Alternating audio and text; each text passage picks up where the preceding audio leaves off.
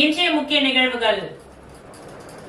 பாண்டிச்சேரி கால்பந்தாட்ட கழகத்தின் அனுமதியுடன் வோகா சாக்கர் அகாடமி மற்றும் பாண்டிச்சேரி யுனைடெட் ஃபுட்பால் அகாடமி நடத்திய பாண்டிச்சேரி ஸ்டேட் ஃபியூசல் சாம்பியன்ஷிப் 2024-25 மார்ச் 13ஆம் தேதி துவங்கி மார்ச் 15 வரை லாஸ்பேட்டை உள் விளையாட்டு அரங்கத்தில் நடைபெற்றது.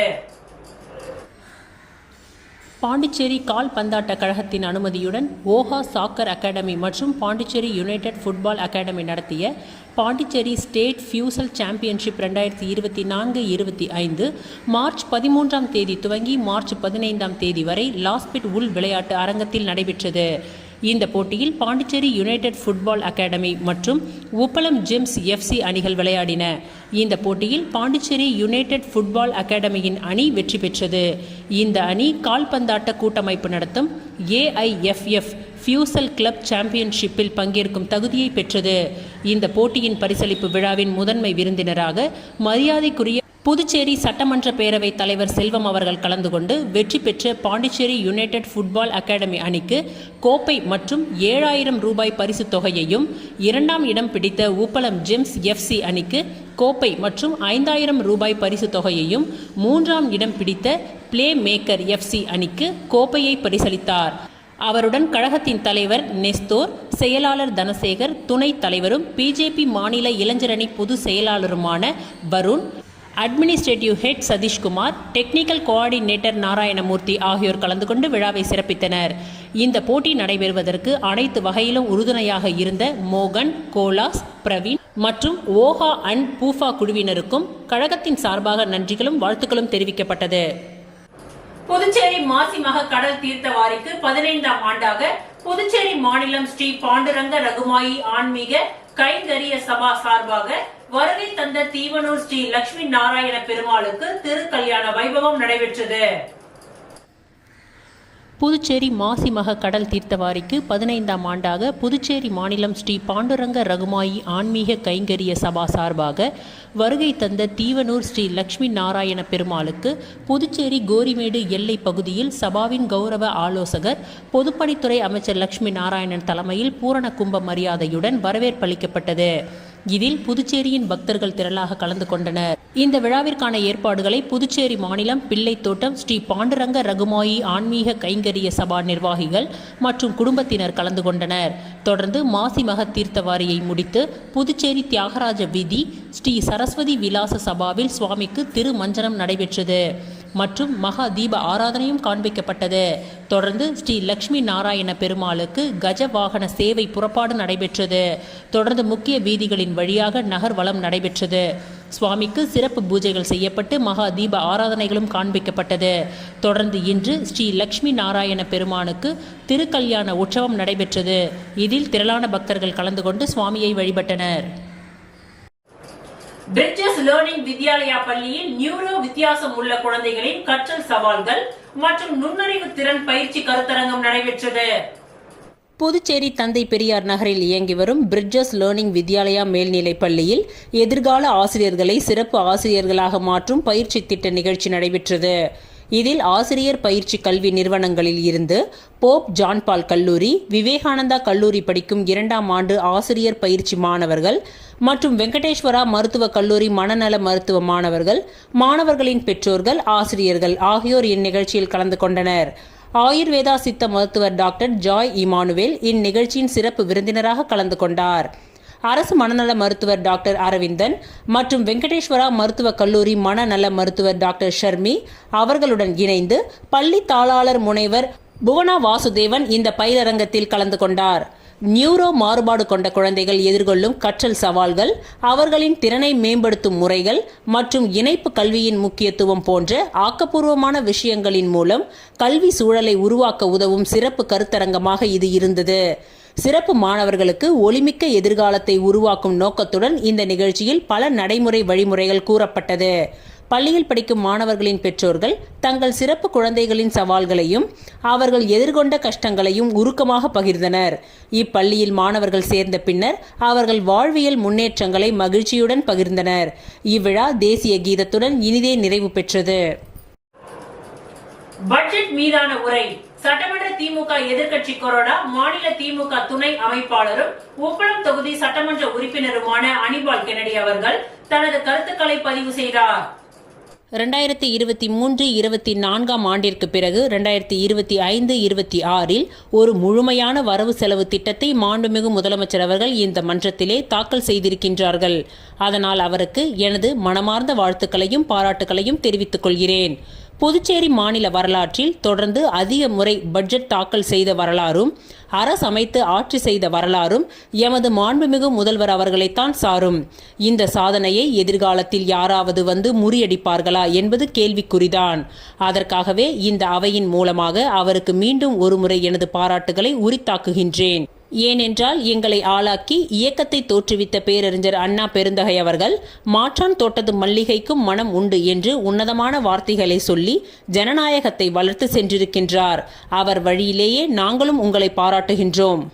இது ஒரு புறம் இருக்க, ஒரு வரவு செலவு திட்டம் என்பது ஒரு மாநிலத்தின் எல்லோருக்கும் எல்லாமும் என்ற அடிப்படையிலேயே அமைந்திருக்க வேண்டும். ஆனால் மாண்புமிகு முதலமைச்சர் அவர்கள் தாக்கல் செய்துள்ள இந்த வரவு செலவு திட்டத்தில் ஒரு தொலைநோக்கு திட்டமிடல் என்பதே துளிக்கூட இல்லை என்பதை இந்த மன்றத்தின் மூலம் நான் பதிவு செய்ய கடமைப்பட்டிருக்கின்றேன். உங்களுடைய பாரத பிரதமர் விக்சட் பாரத் 2047 என்று சொல்லி பட்ஜெட்டை தாக்கல் செய்தனர். ஆனால் நீங்கள் நமது புதுச்சேரி மாநிலம் 10 ஆண்டுகளுக்கு பிறகு என்ன முன்னேற்றம் வர வேண்டும்? மக்கள் தொகை அடிப்படையில் நலத்திட்டங்கள், சமூக நீதி, உள்கட்டமைப்பு வசதி, வேலை வாய்ப்பு உள்ளிட்ட துறைகளில் எப்படி முன்னேற வேண்டும் என்று திட்டமிடாமல், குறிப்பாக புதுச்சேரி வளர்ச்சி 2036 என்று பெயரிட்டோ நீங்கள் இந்த வரவு செலவு திட்டத்தை தாக்கல் செய்திருக்கலாம்.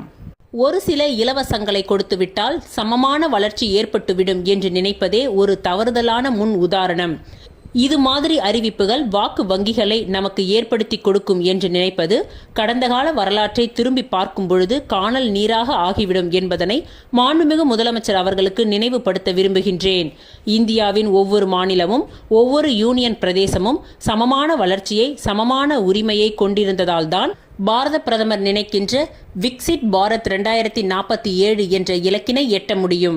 நேற்று முளைத்த யூனியன் பிரதேசத்திற்கும் சட்டமன்றம் இருக்கின்ற மாநிலத்திற்கும் நிதி குழுவில் இடம் அளிக்கும் பொழுது நமக்கு ஏன் மாநில அந்தஸ்தோ நிதி குழுவிலோ இடம் அளிக்காமல் இருப்பது கண்டிக்கத்தக்கது என இந்த மன்றத்திலே நான் பதிவு செய்ய விரும்புகின்றேன். புதுவையில் இருந்து கொண்டு மாநில அந்தஸ்துக்கு தீர்மானம் நிறைவேற்றி அனுப்புவது என்ன பயன் என்பதனை முதலமைச்சரின் பட்ஜெட் பதிலுரையில் சொல்வார் என்று எதிர்பார்க்கின்றேன். இதுவரை நிறைவேற்றப்பட வேண்டிய தீர்மானங்கள் எல்லாம் ஒன்றிய அரசிற்கு அனுப்பவில்லை என்று சட்டப்பேரவைத் தலைவர் குற்றம் சாட்டுவது மாண்புமிகு முதலமைச்சர் அவர்களை சேர்த்துதான் என்று குறிப்பிட விரும்புகின்றேன். ஏனென்றால் 2001 ஆண்டிலிருந்து இடையில் 2 ஆண்டுகள் தவிர்த்து மற்றும் 5 ஆண்டுகள் தவிர்த்து தொடர்ந்து அவர்தான் முதலமைச்சராக இருந்தார் என்பதனை மறந்து சட்டப்பேரவைத் தலைவர் அவர்கள் முதலமைச்சர் அவர்களையே குற்றம் சாட்டுகிறார் என்பது விந்தையாகவும் வேடிக்கையாகவும் இருக்கின்றது. 2022 ஆண்டிலிருந்து ஜிஎஸ்டி இழப்பீடு நமக்கு நிறுத்தப்பட்ட பொழுது எந்தவிதமான உதவித்தொகையும் அளிக்காமல் ஒன்றிய அரசு நம்மை பழிவாங்குகின்றது. அதற்கு இரட்டை என்ஜின் ஆட்சி தேவையா என்பதை மாநில முதல்வரின் கவனத்திற்கு விட்டுவிடுகிறேன்.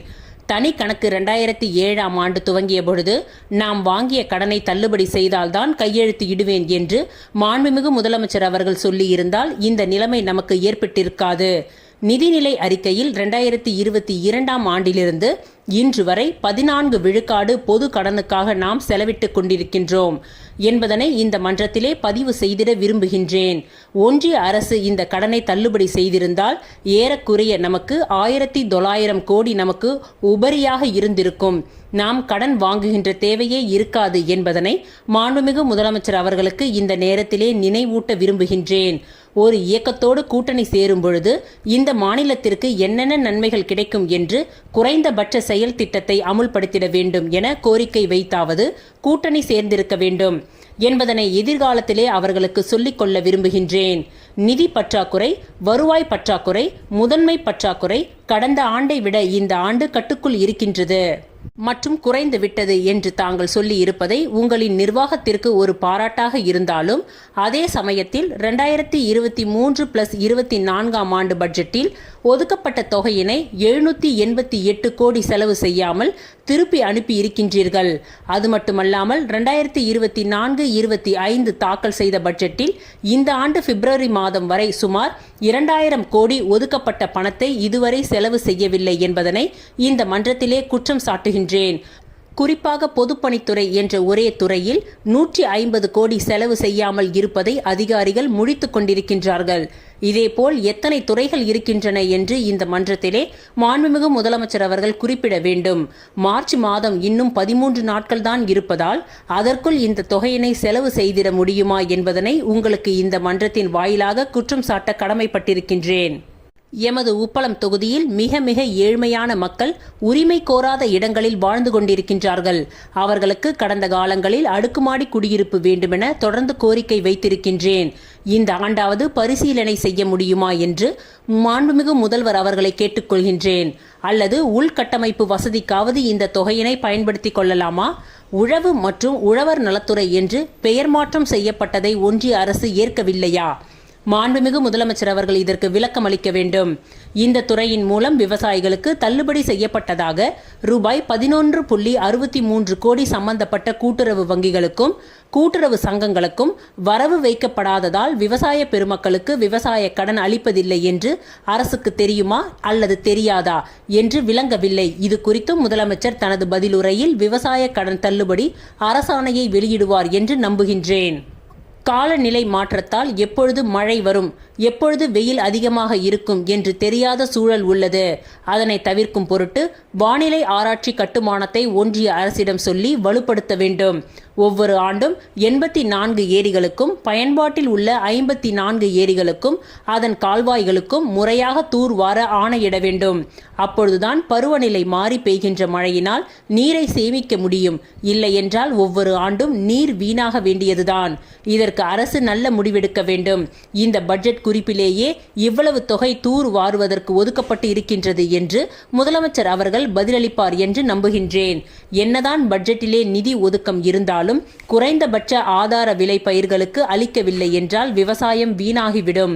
விவசாய பெருமக்கள் வறுமையிலேயே தள்ளப்படுவார்கள் என்பதை இந்த அரசுக்கு தெளிவுபடுத்திக் கொள்கின்றேன். கலை பண்பாட்டுத்துறையின் மூலம் தகைசால் மனிதர் விருது ஒன்றை உருவாக்கி புதுச்சேரி மாநிலத்திற்காக பாடுபடுகின்ற உன்னத மனிதருக்கு பண முடிப்போடு கூடிய நினைவு பரிசினை வழங்குவதற்கு முதலமைச்சர் ஏற்பாடு செய்ய வேண்டும். அதேபோல் தமிழ் வளர்ச்சித்துறையை உண்டாக்க வேண்டும். ஒரு பக்கம் தனிநபர் வருமானம் உயர்ந்திருக்கின்றது, அதே சமயத்தில் வறுமை கோட்டிற்கு கீழ் உள்ள மக்களின் எண்ணிக்கையும் உயர்ந்திருக்கின்றது. ஒன்றிய அரசு நிர்ணயித்த BPL அளவை விட 30,000 கார்டுகள் குடியிருப்பதாக சர்வே ஒன்று கூறுகின்றது. எல்லோருக்கும் சமமான வளர்ச்சி என்பது எப்படி சாத்தியப்படும் என்று முதலமைச்சர் ரங்கசாமி விளக்க வேண்டும். எங்களுடைய திராவிட மாடல் அரசின் பிதா மகன் தமிழக முதல்வர் தளபதி மு.க. ஸ்டாலின் அவர்கள் அறிவித்த திட்டமான புதுமை பெண், தமிழ் புதல்வன் ஆகிய 2 திட்டங்களை சேர்த்து கல்லூரி பயிலும் மாணவர்களுக்கு 1000 ரூபாய் வழங்கப்படும் என்பதை அறிவித்ததை மனதார வரவேற்கின்றேன். அதே வேளையில் கலைஞர் பெயரால் ஆரம்பிக்கப்பட்ட காலை சிற்றுண்டி திட்டத்தை மீண்டும் அமுல்படுத்த வேண்டுமென வேண்டி கேட்டுக்கொள்கிறேன். கல்வித்துறைக்கு ரூபாய் 360.84 கோடி ஒதுக்கிடப்பட்டிருப்பதாகவும் அதே சமயத்தில் தொழில்துறைக்கு 122.33 கோடி ஒதுக்கப்பட்டிருப்பதாகவும் பட்ஜெட்டில் கூறப்பட்டிருக்கின்றது. எவ்வளவு பெரிய வித்தியாசம்! வீதி எங்கும் பொறியியல் கல்லூரிகளும் கலை அறிவியல் கல்லூரிகளும் திறந்துவிட்டு வேலை வாய்ப்பினை இளைஞர்களுக்கு அளிக்காமல் விட்டால் எப்படி இந்த மாநிலம் முன்னேற்றம் அடைய முடியும்? கடந்த 10 ஆண்டுகளில் கூறப்பட்ட மென்பொருள் பூங்கா போக்குவரத்து முனையத்தில் 56 ஏக்கரில் அமைக்கப்படும் என்று ஒவ்வொரு பட்ஜெட்டிலும் கூறப்படுவது வாடிக்கையாகிவிட்டது. பக்கத்து மாநிலங்கள் எல்லாம் மென்பொருள் தொழிலில் அசாத்திய திறமையுடன் தனது இளைஞர்களுக்கு பயிற்சி கொடுத்திருக்கின்றார்கள். எதிர்காலத்தில் AI தொழில்நுட்பம் வேகமாக வளர்ச்சி பெறுவதால் சேவை துறையில் எத்தகைய மாற்றத்தினை எப்படி பாதிப்பினை ஏற்படுத்தும் என்று யாருக்கும் தெரியாது. அது குறித்து சிறந்த வல்லுநர்களை கொண்டு அதிகாரிகள் ஒரு குழுவினை ஏற்படுத்தி நமது மாணவர்களுக்கு உண்டான நவீன கல்வியினை போதிக்க வேண்டும். அப்பொழுதுதான் பக்கத்து மாநிலங்களோடு நாம் போட்டி போட முடியும். தகவல் தொழில்நுட்ப துறையினை பொறுத்தவரை நாம் அண்டை மாநிலத்தை நம்பிதான் பயணப்பட்டு கொண்டிருக்கின்றோம். ஏனென்றால் ஊழியர்கள் சம்பந்தமான தகவல்களை சேமித்து வைக்கும் மெயின் சர்வர் ஹரியானா மாநிலத்தில்தான் நமக்காக மேம்பட்ட செயலியாக இருந்து கொண்டிருக்கின்றது. அதனை மாற்றி புதுச்சேரி மாநிலத்திலே தகவல் தொழில்நுட்பத்தினை செம்மையாக்கி உருவாக்கிவிட வேண்டும். நமது மாநிலத்தின் ஊழியர் சம்பந்தப்பட்ட கோப்புகள் ஆனாலும் சரி, மாநிலத்தின் கோப்புகள் ஆனாலும் சரி, ஹரியானா மாநிலம் குருஹிராம் மூலமாகத்தான் நமக்கு மீண்டும் அனுப்பப்படுகின்றது. அதனால் நமது ரகசியங்கள் கடத்தப்படுவதற்கு காரணமாகிவிடாதா? இதனை அரசு சிந்திக்க வேண்டும்.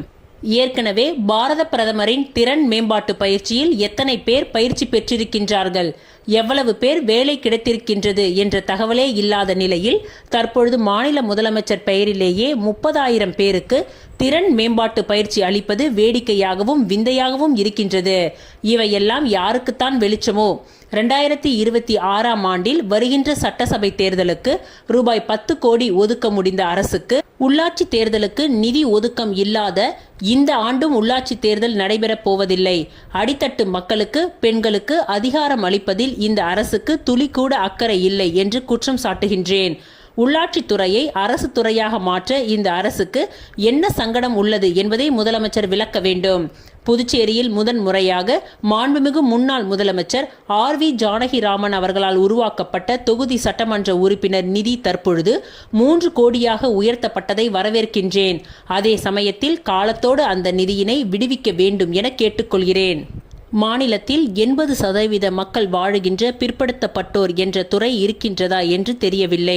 பட்ஜெட் புத்தகத்திலே பிற்படுத்தப்பட்டோர் நலத்துறை மற்றும் சிறுபான்மையினர் நலம் என்ற துறை பட்ஜெட்டில் 57ஆம் பக்கத்தில் 167 பத்தியில் கடைசிக்கு முன்பாக இடம்பெற்றிருக்கின்றது. ஏற்கனவே பிற்படுத்தப்பட்ட நலத்துறை ஒன்று உருவாக்கப்பட்டு அதற்கென்று புதிய இயக்குநரகம் அமைக்கப்படும் என்று சொன்னது நடைமுறைக்கு வந்ததா? மேற்கொண்டு மிகவும் பிற்படுத்தப்பட்ட நலத்துறை ஒன்று உருவாக்க வேண்டும் என்று திமுகவின் கோரிக்கையை இந்த அரசு ஏற்றுக்கொண்டதா என்றே தெரியவில்லை. அந்த மக்களின் வாக்குகளை வாங்கி ஆட்சி கட்டிலில் அமர்ந்துவிட்டு அந்த மக்களுக்கு துரோகம் இழைப்பது முறையானதா என முதலமைச்சரை பார்த்து கேட்க விரும்புகின்றேன். மாண்புமிகு முதலமைச்சர் அவர்கள் 63 பக்கங்களை கொண்ட 183 பத்திகளை கொண்ட பட்ஜெட் உரையினை இந்த மன்றத்திலே வாசித்திருக்கின்றார். 50% அதில் அவர் தேர்ச்சி பெற்றிருக்கின்றார். 50% அவர் தோல்வியினை அடைந்திருக்கின்றார். அவற்றின் சிலவற்றை நான் குறிப்பிட விரும்புகின்றேன். மன்றத்தினர் என்னை தவறுதலாக நினைக்க வேண்டாம். இந்த மன்றத்திலே சொல்லி விடுபட்டதை தான் நான் உங்கள் பார்வைக்கு வைக்கின்றேன். வரும் ஆனால் வராது. மணப்பட்டு தீம் பார்க் கடந்த 10 ஆண்டுகளாக ஒவ்வொரு பட்ஜெட் உரையிலும் இடம்பெற்றிருக்கின்றது. வரும் ஆனால் வராது. 2006ஆம் ஆண்டு பொறியியல் மற்றும் இதர படிப்புகளின் 50% இட ஒதுக்கீடு கொடுத்த அரசுக்கு மருத்துவத்துறையில் 50% இட ஒதுக்கீடு சொல்லிக்கொண்டே இருப்பார்கள். வரும் ஆனால் வராது. போக்குவரத்து முனையத்தில் IT பார்க் வரும் என்று சொன்னார்கள், ஆனால் வராது. சேதராப்பட்டு நிலம் கையகப்படுத்த இடத்தில் 150 ஏக்கருக்கு மருத்துவ பூங்கா வரும், ஆனால் வராது. சட்ட பல்கலைக்கழகம் வரும், ஆனால் வராது. வேளாண் பல்கலைக்கழகம் வரும், ஆனால் வராது. புதுச்சேரிக்கு என்று தனி பல்கலைக்கழகம் அமையும் என்று சொன்னார்கள், வரும், ஆனால் வராது. புதுச்சேரியில் மருத்துவ பல்கலைக்கழகம் அமைக்கப்படும் என்று சொல்வார்கள், வரும், ஆனால் வராது. சுதேசி, பாரதி, AFT பஞ்சாலைகளை இணைத்து ஜவுளி பூங்கா அமைக்கப்படும் என்று சொல்வார்கள், வரும், ஆனால் வராது. எல்லாவற்றிற்கும் மேலாக நிதி குழுவிலே சேர்க்கப்படும் என்று சொல்வார்கள், வரும், ஆனால் வராது. மாநில அந்தஸ்து வாங்கி விடுவோம் என்று சொல்வார்கள், வரும், ஆனால் வராது. சட்டப்பேரவைக்கு புதிய கட்டிடம் கட்டப்படும் என்று சொல்வார்கள், வரும், ஆனால் வராது. இப்படி சொல்லிக்கொண்டே போகலாம். இத்தோடு விட்டு விடுகிறேன். மொத்தத்தில் முதலமைச்சர் அவர்களின் உரை இலவசங்கள் நிறைந்த உரை, மாநில வளர்ச்சிக்கு உகந்த உரை அல்ல. இவ்வாறு திமுக சட்டமன்ற உறுப்பினர் அனிபால் கென்னடி பட்ஜெட் மீதான உரைக்கு தனது கருத்துக்களை பதிவு செய்தார். ஷீட்டோ ஸ்கூல் ஆஃப் கராத்தே பயிற்சி பள்ளியில் இருந்து மாநில அளவிலான கராத்தே போட்டியில் வெற்றி பெற்றவர்களை முன்னாள் துணை சபாநாயகர் பாலன் பாராட்டி வாழ்த்துக்களை தெரிவித்தார். புதுச்சேரியில் இயங்கி வரும் ஷீட்டோ ஸ்கூல் ஆஃப் கராத்தே பயிற்சி பள்ளியில் பிளாக் பெல்ட் மற்றும் கலர் பெல்ட் அவார்டு வழங்கும் நிகழ்ச்சி நடைபெற்றது. இந்த விழாவினை கிங் மேக்கர் லக்ஷ்மணன் அகாடமியின் தலைவர் ராஜேஷ் தலைமை தாங்கினார். சிறப்பு விருந்தினராக முன்னாள் துணை சபாநாயகர் MNR பாலன் அவர்கள் கலந்து கொண்டு கராத்தே பயிற்சி பயிலும் மாணவ மாணவிகளுக்கு பெல்ட் மற்றும் சான்றிதழை வழங்கினார்கள். மேலும் கடந்த வாரம் நடைபெற்ற மாநில அளவிலான கராத்தே போட்டியில் கலந்து கொண்டு வெற்றி பெற்ற மாணவ மாணவிகளுக்கு சான்றிதழ் வழங்கி கௌரவித்தார். இவருடன் செயலாளர் மோகன் மற்றும் மாஸ்டர்கள் நாகராஜ், ஜானகிராமன், சரவணன், மணிகண்டன், கராத்தே பள்ளி மாணவ மாணவிகள் இருந்தனர்.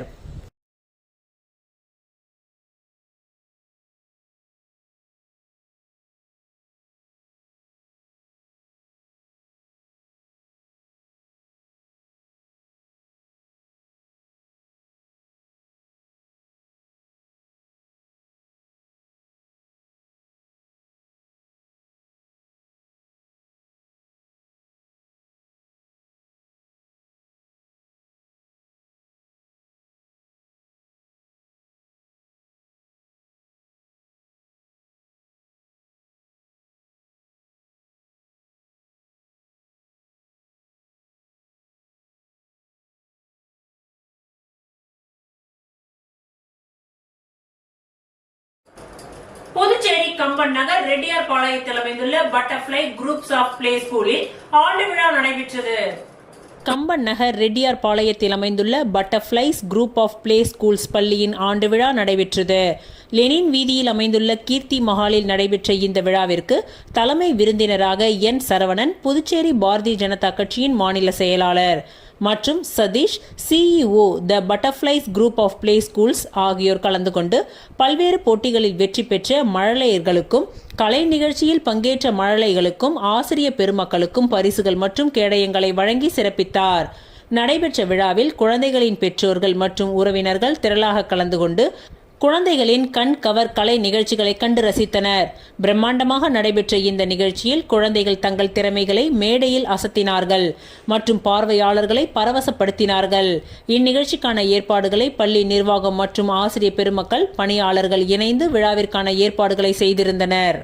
Day care, pre-KG, LKG, UKG admission நடைபெற்று கொண்டிருக்கின்றது. தங்கள் குழந்தைகளை நல்ல விதமாக பார்த்துக் கொள்வதற்கு சிறந்த மழலையர் பள்ளியாக ரெட்டியார் பாளையத்தில் புகழ்பெற்று இப்பள்ளி உள்ளது.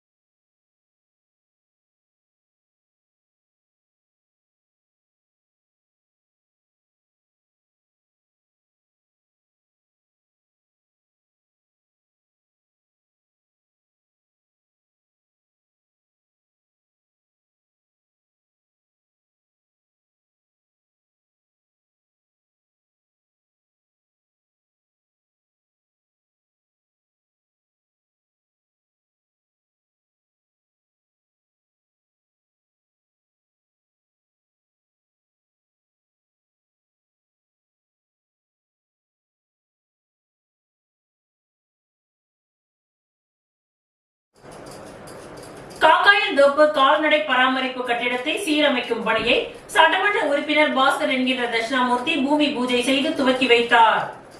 அரியாங்குப்பம் கொம்யூன் காக்காயந்தோப்பு பகுதியில் பொதுப்பணித்துறை கட்டிடங்கள் மற்றும் சாலைகள் தெற்கு கோட்டத்தின் பராமரிப்பில் உள்ள கால்நடை பராமரிப்பு கட்டிடம் பழுதடைந்து இருந்து வந்தது. அதனை கால்நடை மருத்துவர் சட்டமன்ற உறுப்பினர் பாஸ்கர் என்கின்ற தட்சிணாமூர்த்தியிடம் இந்த கட்டிடத்தை பழுது நீக்கி சீரமைத்து தருமாறு கோரிக்கை வைத்திருந்தார். அதன் அடிப்படையில் பொதுப்பணித்துறை கட்டிடங்கள் மற்றும் சாலைகள் தெற்கு கோட்டத்தின் மூலம் பழுது மற்றும் சீரமைப்பு பணிகள் மேற்கொள்ள ரூபாய் 32,29,000 திட்ட மதிப்பீடு செய்யப்பட்டு அரசாணை பெறப்பட்டு அந்த பணியை துவங்குவதற்கான பூமி பூஜை நிகழ்ச்சி நடைபெற்றது. இதில் சட்டமன்ற உறுப்பினர் பாஸ்கர் என்கின்ற தட்சிணாமூர்த்தி கலந்து கொண்டு பூமி பூஜை செய்து பணியினை துவக்கி வைத்தார். மேலும் இந்நிகழ்ச்சியில் செயற்பொறியாளர் சந்திரகுமார், உதவி பொறியாளர் பன்னீர், இளநிலை பொறியாளர் மற்றும் கால்நடைத்துறை மருத்துவர் மற்றும் ஊழியர்கள், அப்பகுதி NR காங்கிரஸ் நிர்வாகிகள், பொறுப்பாளர்கள், பொதுமக்கள் என பலர் கலந்து கொண்டனர்.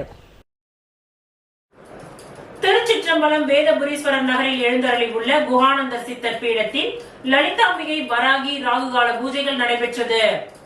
விழுப்புரம் மாவட்டம் வானூர் வட்டம் திருச்சிற்றம்பலம் வேதபுரீஸ்வரர் நகரில் அமைந்துள்ள குஹானந்தர் சித்தர் பீடத்தில் எழுந்தருளி அருள்பாலித்துக் கொண்டிருக்கும் அன்னை ஓம் ஸ்ரீ லலிதாம்பிகை திதி, நித்திய ராஜ மாதாங்கி, கால பைரவர், பத்ரகாளி, மகாவராகிக்கு ஞாயிற்றுக்கிழமை ராகுகால பூஜை, அபிஷேகம், வாசனை திரவியங்கள், மஞ்சள் தூள், குங்குமம், பால், தயிர், இளநீர், கரும்புச்சாறு, நாற்றங்க பைத்திய மாவு, அரிசி மாவு, பஞ்சாமிரதம், சந்தனம், பன்னீர், விபூதி, ஸ்வர்ணம், நகையால் அபிஷேகம், கலசம், மகா அபிஷேகம், சோட சுப்ராசம் நடைபெற்று விசேஷ அலங்காரத்தில் அர்ச்சனை, மகா ஆரத்தி, பிரசாதம் வழங்கப்பட்டது.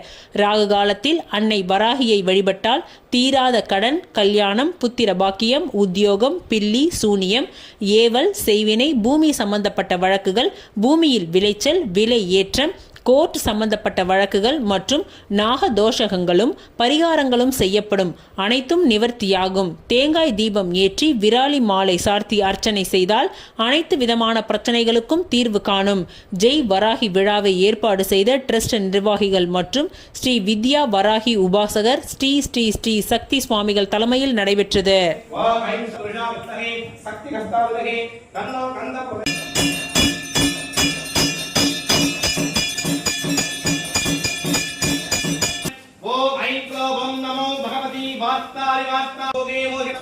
புதுச்சேரி திமுக தலைமை செயற்குழு உறுப்பினர் சன் குமரவேல் பிறந்தநாள் விழா மங்களம் தொகுதி திமுக கணுவாய்பேட்டை கிளை கழக செயலாளர் கந்தவேல் ஏற்பாட்டில் கொண்டாடப்பட்டது. புதுவை திமுக மாநில தலைமை செயற்குழு உறுப்பினர் சன் குமரவேல் பிறந்தநாளை முன்னிட்டு மங்களம் தொகுதி கணுவாய்பேட்டை கிளை கழக செயலாளர் கந்தவேல் ஏற்பாட்டில் நடைபெற்ற பிறந்தநாள் விழாவில் சிறப்பு அழைப்பாளராக மாநில திமுக அவைத்தலைவர் சிவக்குமார், புதுவை மாநில எதிர்க்கட்சித் தலைவரும் கழக அமைப்பாளருமான சிவா எம்எல்ஏ, துணை அமைப்பாளர் கெனடி எம்எல்ஏ, பொருளாளர் செந்தில்குமார் எம்எல்ஏ, புதுவை மாநில இளைஞரணி அமைப்பாளர் சம்பத் எம்எல்ஏ மற்றும் பத்மஸ்ரீ முனுசாமி ஆகியோர் கலந்து கொண்ட இந்த நிகழ்ச்சியில் சன் குமரவேல் கட்சி நிர்வாகிகள் மற்றும் ஊர் பொதுமக்கள் முன்னிலையில் கேக் வெட்டி தனது பிறந்த நாளை கொண்டாடினார். மேலும் இந்நிகழ்ச்சியில் கலந்து கொண்ட சிறப்பு அழைப்பாளர்கள் முன்னிலையில் சுமார் 1000 மகளிருக்கு புடவைகள் மற்றும் நலத்திட்ட உதவிகள் வழங்கப்பட்டது.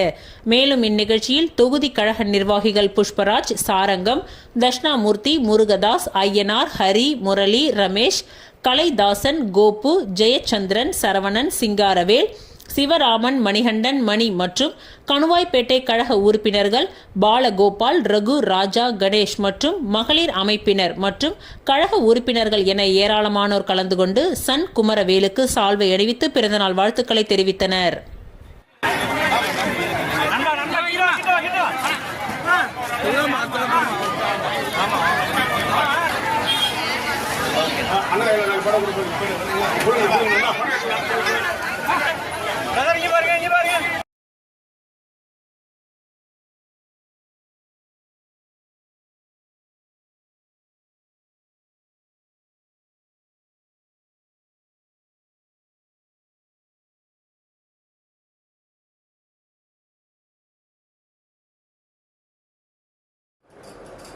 ஜவஹர் வித்யா நிகேதன் மேல்நிலைப் பள்ளியில் 20வது ஆண்டு விழா நடைபெற்றது. புதுவை மாநிலம் வில்லியனூர் சிவகணபதி நகரில் அமைந்துள்ள ஜவஹர் வித்யா நிகேதன் மேல்நிலைப் பள்ளி 20வது ஆண்டு விழா வில்லியனூர் ராஜா திருமண மண்டபத்தில் நடைபெற்றது. இவ்விழாவிற்கு புதுச்சேரி சுயநிதி தனியார் பள்ளிகளின் சங்கங்களின் கூட்டமைப்பின் தலைவர் டாக்டர் ரங்கநாதன் தலைமையேற்றார். வில்லியனூர் மூர்த்த குடிமக்கள் சங்க தலைவர் விஸ்வநாதன், ஐயப்பா சேவா சங்க நிறுவனர் ஏகாம்பரம் மற்றும் சிவகணபதி நகர் குடியிருப்போர் நல சங்க தலைவர் ஏழுமலை ஆகியோர் முன்னிலை வகித்தனர். பள்ளி தாளாளர் ராம சிவராஜன் வரவேற்புரை பேசினார். பள்ளி முதல்வர் சாந்தி பிரகாஷ் ஆண்டறிக்கையை வாசித்தார். விழாவின் சிறப்பு விருந்தினராக ஆதி திராவிடர் நலத்துறை அமைச்சர் சாய் ஜே சரவணகுமார், வில்லியனூர் சட்டமன்ற உறுப்பினர் சிவா ஆகியோர் கலந்து கொண்டு குத்துவிளக்கு ஏற்றி விழாவினை துவக்கி வைத்து சிறப்புரையாற்றினார்கள். பள்ளியின் செயல்பாடுகளை பற்றியும் மாணவ செல்வங்களை வாழ்த்தியும் பெற்றோர்களுக்கு நல்ல ஆலோசனைகளையும் வழங்கினார்கள். 2023-24 SSLC மற்றும் மேல்நிலை 2ஆம் ஆண்டு பொது தேர்வினை எழுதி பள்ளியில் முதல் 2 இடங்களை பிடித்த மாணவர்களுக்கும், மகளிர் தின விழாவில் வெற்றி பெற்ற மகளிர் பெற்றோர்களுக்கும், அனைத்து வகுப்பிலும் முதல் 2 இடம் பிடித்த மாணவர்களுக்கும் பரிசுகளை வழங்கி பாராட்டினார்கள். புதுவை சுயநிதி தனியார் பள்ளி சங்கங்களின் கூட்டமைப்பின் துணைத் தலைவர் முருகையன், இணை செயலாளர் டாக்டர் சம்பத், சமூக ஆர்வலர்கள் ராமன், பரசுராமன், அருள் ஜோதி ஆகியோர் வாழ்த்தி பேசினர். மாணவ செல்வங்களின் மழலையர் நடனம், மழலை பாடல்கள், மாறு வேடங்கள், பாஞ்சாலி சபதம், காவிய நாடகம், சிலப்பதிகார நாடகம், ஹிந்தி மொழியில் உரையாடல் மற்றும் பரதநாட்டியங்களும், ராஜஸ்தானி நடனங்களும், மாணவர்களுக்கான சீர்திருத்த நடனங்களும், தேக்வோண்டோ, சிலம்பம், தற்காப்பு கலைகளும் நிகழ்த்தப்பட்டன. வாய்ப்பாட்டு, மிருதங்கம், கீபோர்டு, பேண்ட் போன்ற இசை நிகழ்ச்சிகளும் நடத்தப்பட்டன. ஆங்கில நாடகமும் உரையாடல்களும் சிறப்பான முறையில் நடத்தப்பட்டன. இந்த நிகழ்வுகளை பள்ளி மாணவர்கள் ஆங்கிலத்தில் தொகுத்து வழங்கினார்கள். திரளான பெற்றோர்களும் பொதுமக்களும் பள்ளியின் நல விரும்பிகளும் கலந்து கொண்டு மாணவர்களின் திறமைகளை பாராட்டினார்கள். பள்ளி நிறுவனர் அஞ்சாலாட்சி அவர்கள் நன்றி உரை கூறினார். 2025-26ஆம் ஆண்டிற்கான மாணவர் சேர்க்கைக்கான அழைப்பு கொடுக்கப்பட்டு விழா இனிதே நிறைவுற்றது.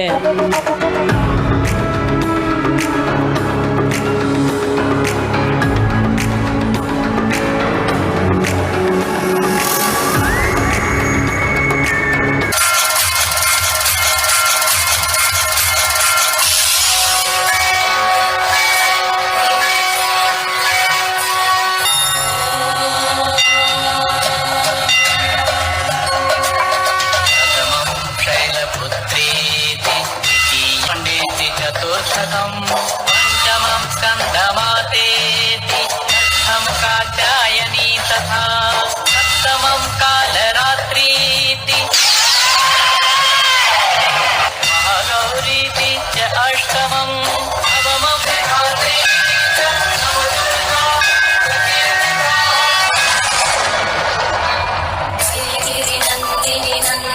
मेदिनि विश्वविनोदिनि नन्दनुते गिरिवरविन्द्यशिरोहिणि वासिनि विष्णुविलासिनि विष्णुनुते महिषासुरमर्दिनि यज्ञवर्धिनि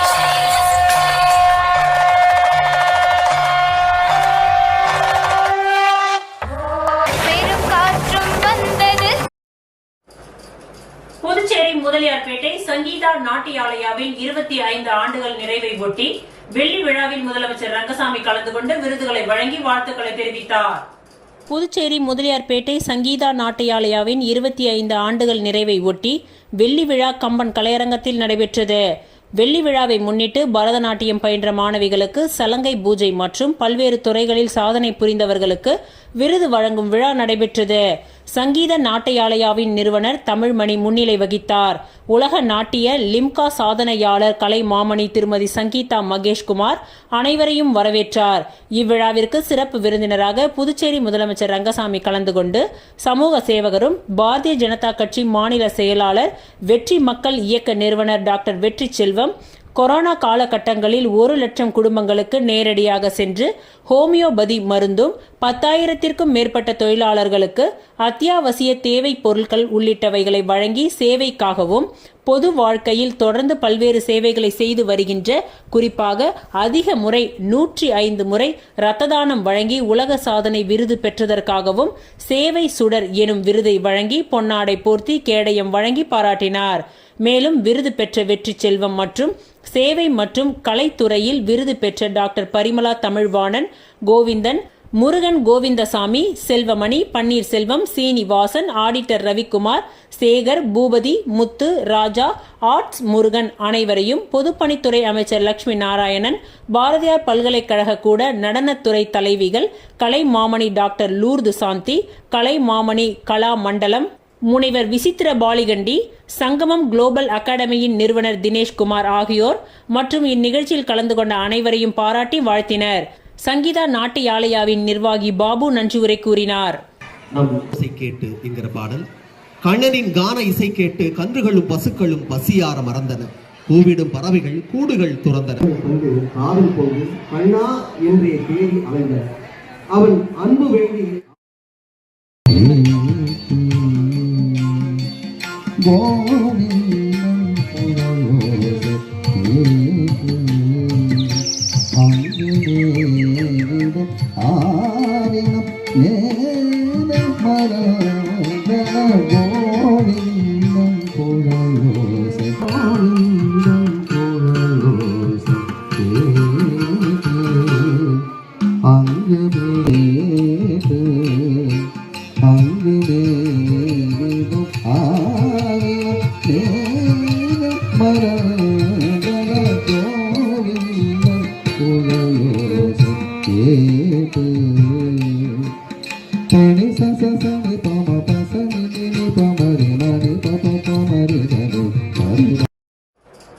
உலக நுகர்வோர் தின நிகழ்ச்சி ரெட்டியார்பாளையம் புதுநகர் அரசு ஆரம்ப பள்ளியில் நடைபெற்றது.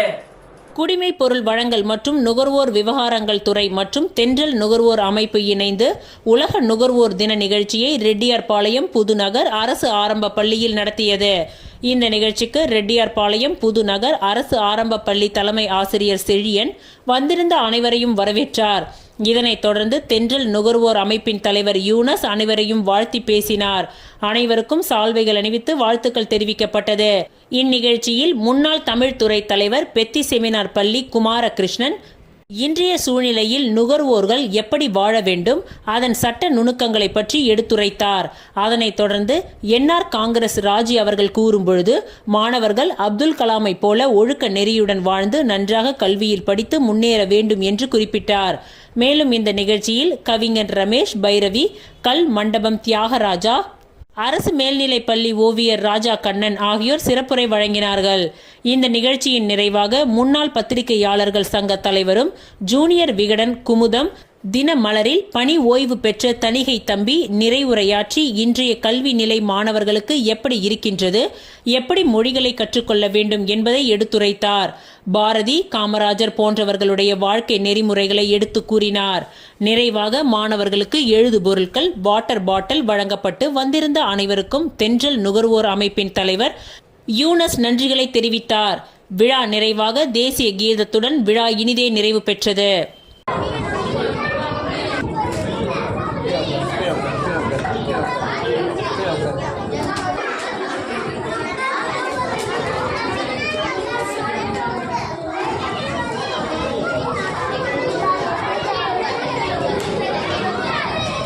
Hey, keep quiet.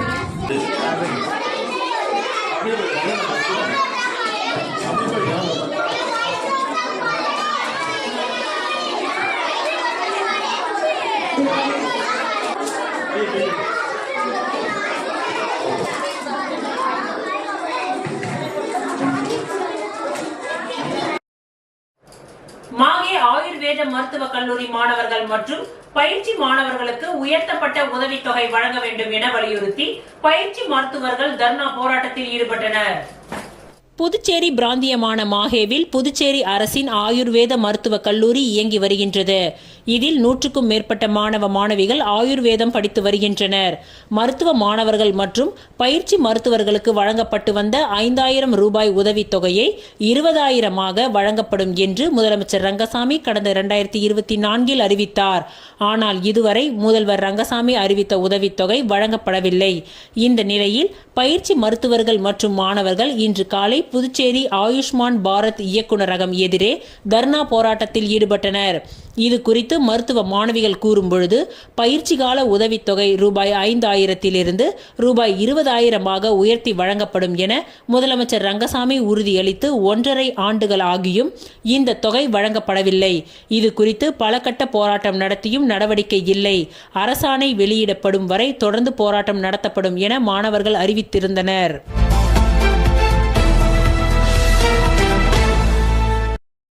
JIPMER OBC ஊழியர்கள் நல சங்கத்தின் சார்பாக 9ஆம் ஆண்டு இரத்த தான முகாம் நிகழ்ச்சி 17/3/2025 அன்று ஜிப்மரில் வெகு விமர்சையாக நடைபெற்றது.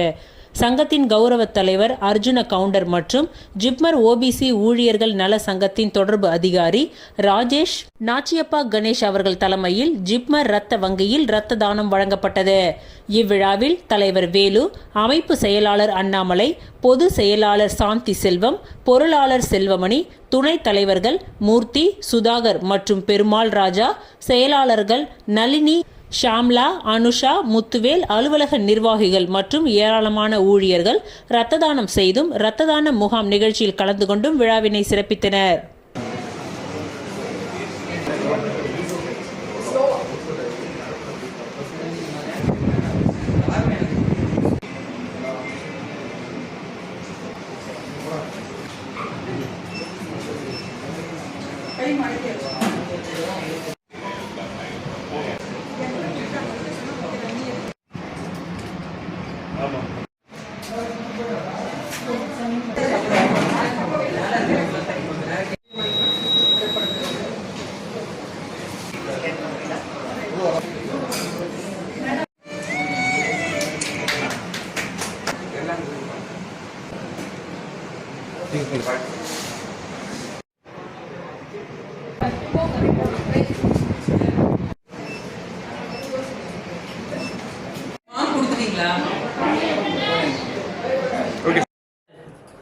இத்துடன் இன்றைய நிகழ்வுகள் நிறைவடைந்தன. நன்றி, வணக்கம்.